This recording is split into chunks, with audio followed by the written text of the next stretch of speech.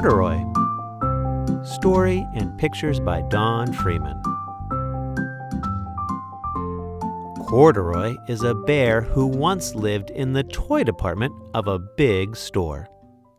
Day after day, he waited with all the other animals and dolls for somebody to come along and take him home.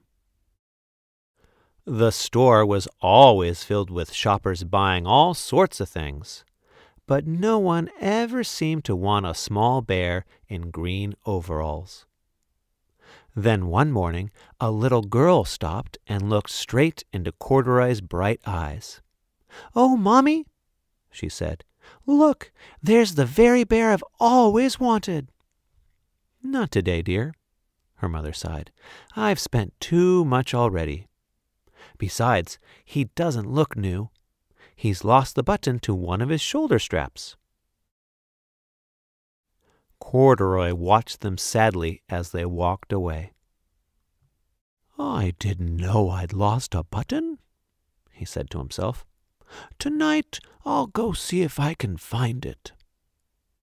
Late that evening, when all the shoppers had gone and the doors were shut and locked, Corduroy climbed carefully down from his shelf and began searching everywhere on the floor for his lost button. Suddenly, he felt the floor moving under him. Quite by accident, he stepped onto an escalator, and up he went.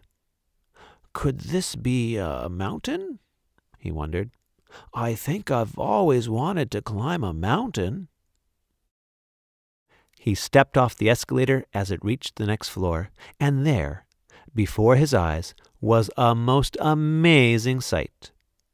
Tables and chairs and lamps and sofas and rows of beds. "This must be a palace," Corduroy gasped. "I guess I've always wanted to live in a palace." He wandered around admiring the furniture. "This must be a bed," he said. "I've always wanted to sleep in a bed." And up he crawled onto a large, thick mattress. All at once he saw something small and round. "Why, here's my button!" he cried, and he tried to pick it up. But like all the other buttons on the mattress, it was tied down tight. He yanked and pulled with both paws until, pop! Off came the button, and off the mattress Corduroy toppled. Bang! Into a tall floor lamp. Over it fell with a crash. Corduroy didn't know it, but there was someone else awake in the store. The night watchman was going his rounds on the floor above. When he heard the crash, he came dashing down the escalator. "Now, who in the world did that?" he exclaimed. "Somebody must be hiding around here." He flashed his light under and over sofas and beds until he came to the biggest bed of all. And there he saw two fuzzy brown ears sticking up from under the cover. "Hello," he said. "How did you get upstairs?" The watchman tucked Corduroy under his arm and carried him down the escalator and set him on the shelf in the toy department with the other animals and dolls.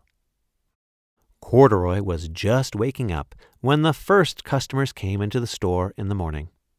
And there, looking at him with a wide, warm smile, was the same little girl he'd seen only the day before.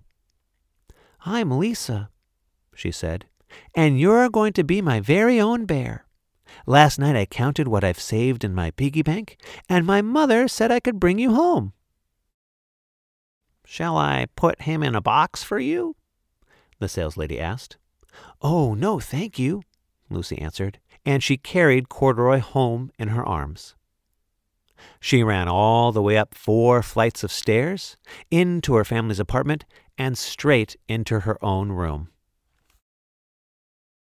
Corduroy blinked.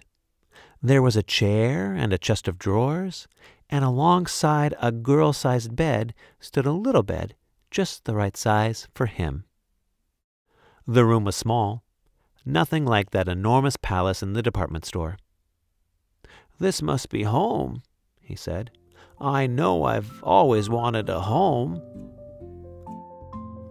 Lisa sat down with Corduroy on her lap and began to sew a button on his overalls. "I like you the way you are," she said, "but you'll be more comfortable with your shoulder strap fastened." "You must be a friend," said Corduroy. "I've always wanted a friend." "Me too," said Lisa, and gave him a big hug.